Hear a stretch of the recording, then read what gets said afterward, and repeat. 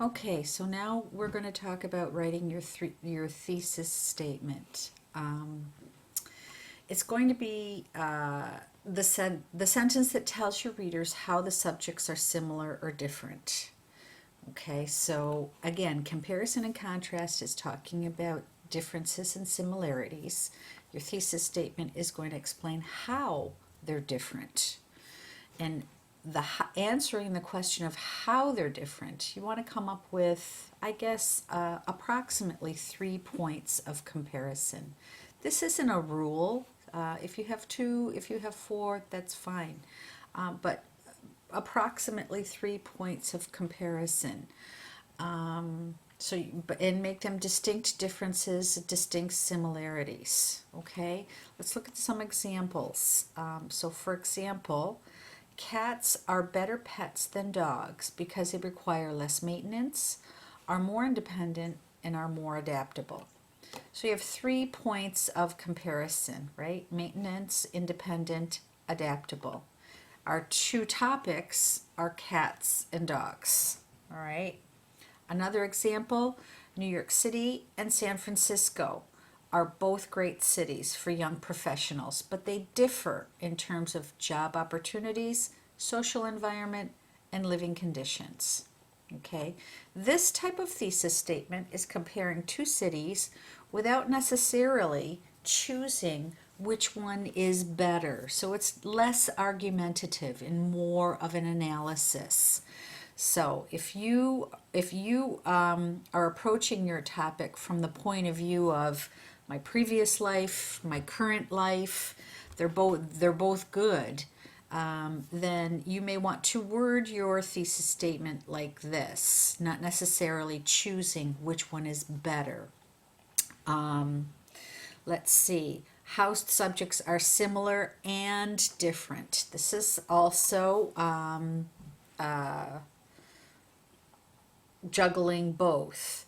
All right. While both The Catcher in the Rye, these are two books. Okay. While both The Catcher in the Rye and To Kill a Mockingbird explore the themes of loss and innocence and the deep bond between siblings, To Kill a Mockingbird is more concerned with racism, while The Catcher in the Rye focuses on prejudices of class. Okay, so here we have comparison. They both explore themes of loss and contrast, right? Racism and prejudices. Okay, so there's our ideas for thesis statements, for formulating your thesis statement. Let's go down to organizing your essay. And here we have point by point comparison. This is talked about in my writing lab, but this gives you an example of what it looks like. Okay, a point by point comparison is going to take your two topics, in this case, deciding between whether to go camping in the woods or spend a day at the beach. Okay, one should consider the following points: the weather, the types of activities each location offers, and facilities. So these are our points, okay? So in a point by point comparison, you're focusing not on the topics, but on the points, so that in each body paragraph, you discuss both woods and beach, okay, in comparison to a point. So your topic sentence is going to mention the point of comparison, climate and weather. Okay, that's a point by point, where the focus is on the points. And when we say focus is on the points, what we mean is your point is specifically mentioned in the topic sentence of the paragraph. The body is going to elaborate on how that point is described in each topic. So in this body paragraph, we would talk about climate and weather in the woods, and then we would talk about climate and weather at the beach. Okay, and then each body paragraph will address a different point. Okay, types of activities is another point, And within this paragraph, this discusses both woods and beach. So it discusses both our topics and compares them based on that point.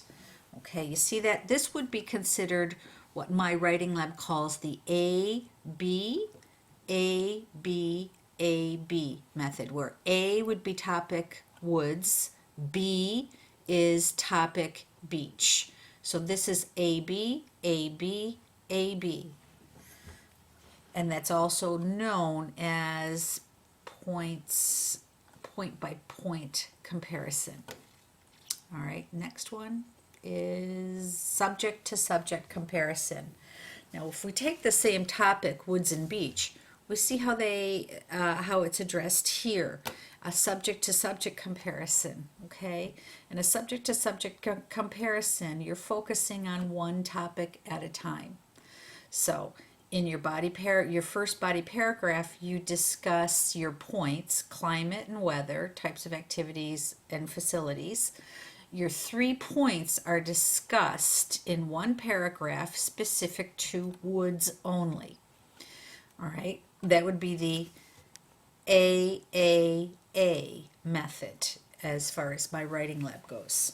Okay, then the next paragraph talking about beach would discuss the same points in the same order, but specific to beach. So this would be the B method. Okay, so that's subject to subject.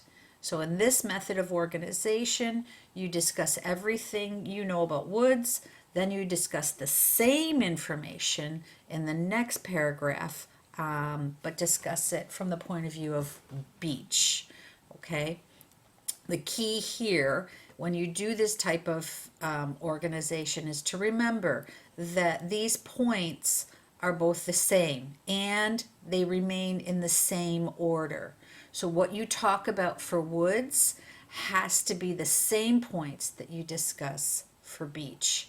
And this is an area where some students tend to wander off topic, where if you were to go off topic, you would talk about climate and weather in the woods, and then at the beach you would talk about people in beautiful bathing suits or something like that.